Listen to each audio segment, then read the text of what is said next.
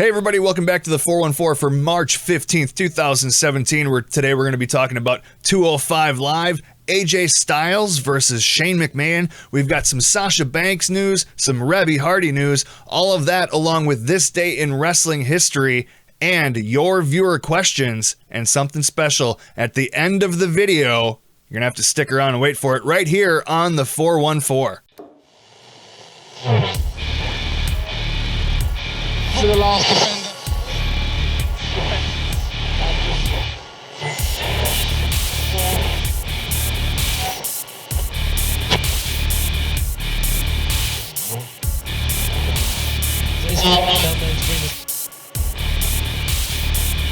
defender. All right, hey everybody, thank you for coming back to the 414. It has been an amazing ride so far. I want to thank everybody who has been leaving comments on the videos, hitting the like button like crazy. You guys are doing great, and I absolutely love the patronage that you guys are sending my way. And it's because of you guys that I'm able to go through and say very much so that today's podcast and every podcast going forward, every Wednesday, Friday, and Sunday, is going to be brought to you by Audible, and you can get a free audio book download and really? I fucked it all up. All right, I want to thank everybody for coming back here today to the 414, your podcast for wrestling news every Wednesday, Friday, and Sunday right here on YouTube.com, and it's because of you guys coming back every Wednesday, Friday, and Sunday and leaving those comments and leaving the likes and subscribing to the channel and showing your patronage here that I'm able to tell you that starting today, this podcast is brought to you by Audible. Get a free audiobook download and 30-day free trial at www.audibletrial.com/the414show. Over 18, not 18, I'm fucking this all up.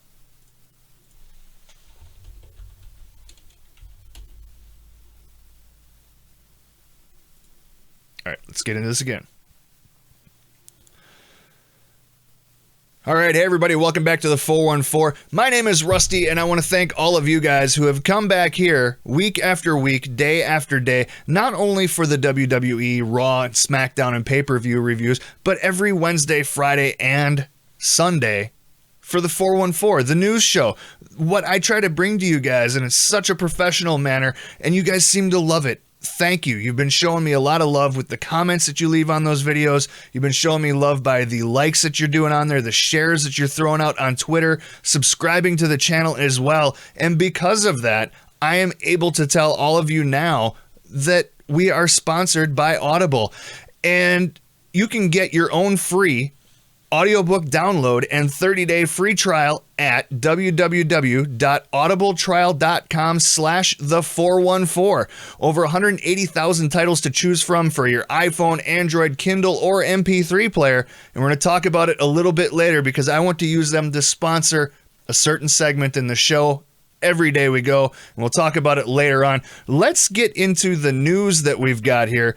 The big news for me is I sat and I listened to Reby Hardy like crazy. I love her Twitter, and she has decided that she's gonna go out there and just give one more finger to Impact Wrestling, and she decided to put a Fuck That Owl shirt out on the Matt Hardy store. Go get that shirt. Check that image out. That thing is great. She said the outpouring of support has been so tremendous that you guys have inspired me to release a little something. So over at shopmatthardy.com, there's an F That Owl Reby Hardy shirt. A little bit of broken on there. Little bit of Impact Wrestling going on with that. Oh my God. She's going hard. Not only that, she's giving away a free 8x10 with the Ring of Honor Tag Team Champions with each F That Owl t-shirt purchase. She's going hard. We talked about it on the last 414. There's no love lost right now between Anthem and Reby Hardy, and this is just her latest shot, and she's going to keep doing it. She's going to keep doing this until she is content with the way things go. I wanted to give you guys a little bit of update on Reby Hardy. Love that girl. She's great. She's awesome. Not only that, Matt Hardy saying she is the most over wrestling personality out there and she doesn't even step in the ring. Amazing stuff. Let's move on to story number 2. We're going to talk a little bit about Sasha Banks. For those of you that don't know, Sasha Banks is married. She doesn't talk about it much, if at all. So she got married. Back in August, she got married to another wrestler named Sarah Tan, and she didn't comment on it at all until she appeared on Lillian Garcia's podcast, Making Their Way to the Ring. It's the first time she's talked about the marriage publicly, and she revealed why she decided to keep it a secret from all the fans and just not talk about it at all. Garcia brought up the wedding, and she said, okay, you know what? Yeah, I'll tell you. You're the first one I've admitted it to. I am married. I just hide it because our fans are so crazy sometimes, you know? She also added, he'll be so happy that I'm talking about him. She said that her husband is okay with her talking about it and that it's already been out there because of multiple different internet sites out there showing that she has gotten married over the summer. But she added, I just think that fans are just so crazy. I see what they write to him on Twitter and I don't like that stuff. If you're saying he's ugly or he shouldn't be with me because of this or that, that hurts me. Sasha Banks herself is not a fan of online bullying, and she says he deals with that every day right now, and he's an amazing person. And she said, I admitted it. This is the first time ever that she's been saying she's married. Garcia said she has seen how he treats Sasha Banks, and he is a very caring and loving guy that loves his wife a lot. You can go check that out. I'm going to link the full interview out, and you can go find it over on Lillian Garcia's podcast page on iTunes as well. I'm going to link that in the description of this video for all of you guys to check out. But let's talk about something different here. Something we don't cover all that much, and only because there's only been one other show so far. Bring It to the Table. Bring It to the Table showed up once again after Raw this week. So, Bring It to the Table. I watched it. I was good with it. I was good with watching Bring It to the Table. If you don't know what Bring It to the Table is, it is a ESPN style show. They had JBL, Corey Graves, hosted by Peter Rosenberg. They do the graphics up very much like ESPN, but they brought up a couple topics. The first topic that they brought up was AJ Styles and Shane McMahon. And they asked, are you hyped about it? Because they're talking about the road to WrestleMania, and they did a recap on it. JBL says he is all for this match, absolutely loves AJ Styles, and he can go. It doesn't matter who he's in the ring with at all. You can put AJ Styles in a ring with anybody, and it's going to be a great match, and Shane McMahon is known for having great matches, so he thinks at that point that it's going to be a very good match at WrestleMania. Now, when they brought it around to Corey Graves, he says he's not a fan of that match. He said, you know, the prospect of AJ Styles and Shane McMahon does absolutely nothing for me. This is a guy who is there to announce matches. And he just said that the commissioner of SmackDown going up against AJ Styles, probably the best wrestler in the world, he's not for it, and it does absolutely nothing for him. He says, I am a fan of what Shane McMahon brings as a character to the show.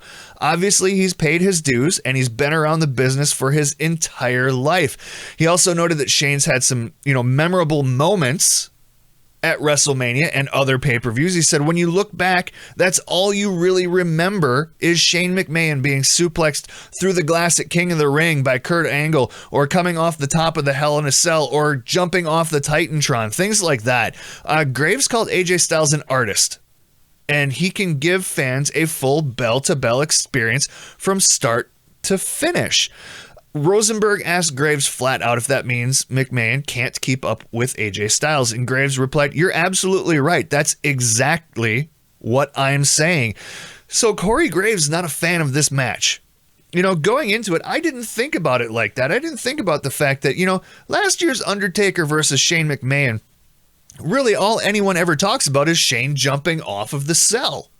That's the big thing. They don't talk about the fact that it was a rather slow match. It wasn't the best match in the world, but everybody remembers it because of that big moment. The big moment where Shane jumps off of there. JBL, however, did call AJ Styles the modern day HBK during that interview. But some interesting stuff also came out of there, and it came in the way of 205 Live. Rosenberg brought up the fact that people said there's an assumption that 205 Live is supposed to be all about the in-ring action and not storylines and nothing else. We're just supposed to get action, action, action. And people are upset about the fact that, that there are storylines and they're taking over 205 Live.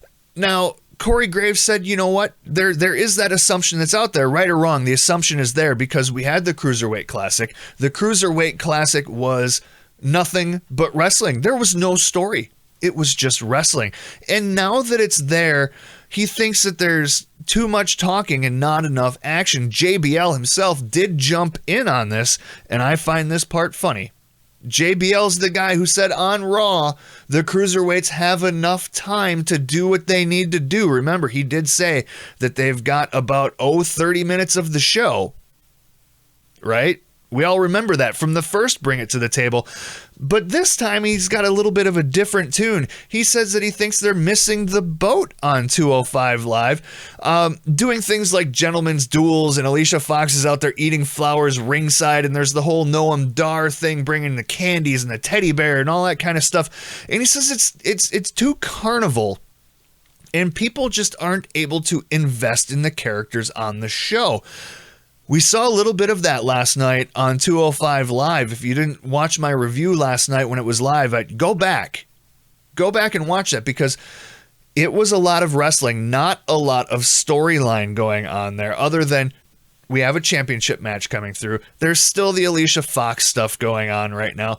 But really, Drew Gulak came out after his match with Mustafa Ali and says that there's a problem with 205 Live. And it's not with him, it's with the show itself. So we had not only Bring It to the Table saying there's something wrong with 205 Live, we had a wrestler on the show saying there is something wrong with 205 Live. And it seems to be a little bit of a different tune than what we heard from the first Bring It to the Table back in January, when JBL said that the Cruiserweights are being showcased right and that they're being given enough time on Monday Night Raw. We know as of recently, the Cruisers have gotten more time on Monday Night Raw, and I'm hoping that signals a change in 205 Live as well. Does that mean 205 Live isn't going to be a live show anymore? I don't know. We're going to have to wait and see what goes on there. But now, let's talk about, as we do every week, every show, this day in wrestling history. 18 long years ago, on Nitro from Cincinnati, Ohio, Rey Mysterio Jr. defeated Billy Kidman to win the WCW Cruiserweight Championship. I figured we'd go from one Cruiserweight segment to another on this one. 18 years ago today, on Raw is War from San Jose, California, Billy Gunn defeated Hardcore Holly to win the WWF Hardcore Championship. And on that same show, Road Dogg Jesse James defeated Val Venus to win the WWF Intercontinental Championship. We move on. 14 years ago today in Cambridge, Massachusetts, the Amazing Red and AJ Styles defeating Christopher Daniels and Donovan Morgan to win the Ring of Honor Tag Team Championships. And then finally, 8 years ago today, and it doesn't seem like it was that long ago, Jeff Hardy, he was in the middle of serving a 60-day suspension for the violation of the WWE wellness policy. Kind of a tragic day for him. He lost his North Carolina home and his dog in a fire. Jim Ross, in the days after the incident, spoke about it on his blog, basically saying it was a challenging time for Jeff. You know, he had the wellness policy violation. He was trying to get better, and then something like this happens. I don't even know what I would do if something like that happened to me, if my house burned down, lost everything, including a close companion like a dog. I love my dogs. I absolutely love my dogs. But that is what we've got for this day in wrestling history. I look at a couple other things. There's not a whole lot out there. There was some TNA stuff. There was some ECW stuff, but nothing really of note. So that means it is time for us to move on to your questions, your viewer questions, where you can call in to 414-436-9686 and leave me your questions, or you can go over to askfm/the414show and leave me your question. The link is in the description down below, right next to the audible.com trial. For you, the listeners of the 414 show, Audible is sponsoring this segment and offering a free audiobook download with a free 30-day trial to give you guys the opportunity to check out their service. You can check out titles like Bill Apter's Is Wrestling Fixed? I Didn't Know It Was Broken. Dusty Rhodes' the American Dream. He's got a book out there if you didn't know it. Dusty, Reflections of Wrestling's American Dream. Shawn Michaels got a book out there, Wrestling for My Life, The Legend, the Reality, and the Faith of a WWE Superstar. And Chris Jericho's The Best in the World at What? I Have No Idea. To download your free audiobook today, go to audibletrial.com/the414. Again, that's audibletrial.com/the414 for your free audiobook. Let's get into the viewer questions. I've got 3 of them coming in here today. The first one was sent to me. It says, do you think the Shield will reunite at WrestleMania 33? Flat out, no. I do not think the Shield is going to reunite at WrestleMania 33. Those guys are going their separate ways. Seth Rollins is too infused with his Triple H feud. We've got The Undertaker and Roman Reigns going on, and Dean Ambrose is too busy over on SmackDown with Baron Corbin. They might be backstage for a little bit. They might do a segment like they did with the New Day, and they've got all these different teams and stuff like that back there. But I don't think we're going to see a reunion in the sense of in-ring. That's how I'm taking the question. I don't think we're going to get a reunited Shield anytime soon. Dean's on SmackDown. That's where he's going to stay. He's going to be there for a while. He's going to boost up guys like Baron Corbin, Apollo Crews, anybody else that's out there that needs a good run at something. That's where Dean's going to be. Next question was, do you believe that Naomi's injury sped up the face turn for Mickie James? I talked about this last night a little bit on the SmackDown review. The women's division right now on SmackDown was thrown into all sorts of turmoil when Naomi was hurt. They wanted her to go into Orlando as the champ. That was what they wanted. They wanted the Alexa Bliss Naomi match to happen at WrestleMania 33 without a doubt. That was where Alexa was probably going to reclaim the belt for the second time. It wasn't going to happen on a SmackDown. That's not where they wanted it to happen. They didn't want to strip Naomi of this belt. So yes, I do believe that Naomi's injury sped up a face turn for Mickie James. It might not have been one that was even planned to happen until way down the road. But because of the way things happen, the whole division is now in a state of turmoil. Every available SmackDown women's roster participant can be in this match against Alexa Bliss. She has to defend it against everybody. That means Nikki Bella could come out for this match. That means Maryse could come out for this match. That means people like Tamina that we haven't seen. Eva Marie could come out. We could see anybody come on down that ramp and have a match with Alexa Bliss. And, it's going to be interesting to see what happens at WrestleMania with this. It's going to be probably, other than the Andre the Giant Memorial Battle Royal, the match with the most participants in it, for sure. Last question of the day. This one came in right after the SmackDown review. Do you think there will be a stipulation added to the AJ Styles versus Shane McMahon match at WrestleMania? I do. I do think there'll be some sort of stipulation. I don't know what it's going to be.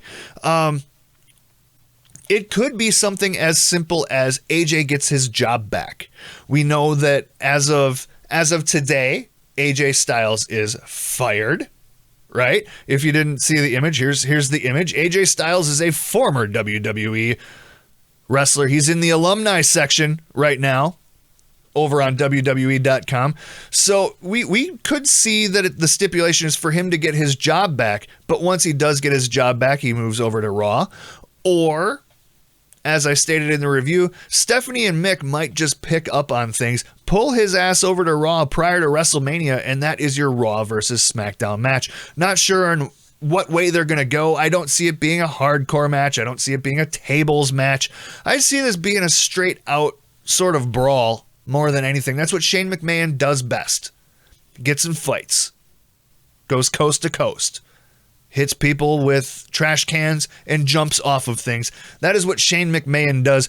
But that is all we have for the 414 here today. As always, if you want to become a Patreon member and become part of the 414, the link is in the description down below. You can get early access to every episode every Wednesday, Friday, and Sunday for as little as $1. The link is down there. You can become part of the 414. Help me fund this nice little beast we've got going here 3 times a week, along with your pay-per-view Raw and SmackDown reviews. Also, on your way out, don't forget to smash the like button. You guys love the like button on these videos lately. It likes you back. Keep hitting the like button. It likes it a lot. Also, don't forget to subscribe on your way out. But before you do, I said I had a little bit of trivia. And unlike last time, I'm not giving you guys any hints. I want you guys in the comment section down below. There's a few things I want from you. I want you, 1, name this tag team. 2, I want you to name their names. Not just the name of the tag team, but the names of the guys as well. Who was their original manager, and who did that manager send them off to? I want that all in the description, or I'm sorry, in the comment section down below. Who was the tag team? What was the tag team name? What were the individuals' names, their original manager, and who did their manager pawn them off to? That's all we've got time for today here on the 414. Leave me all your comments in the comment section, and until next time, this is Rusty. I'm out. See you on Friday. To the last defender.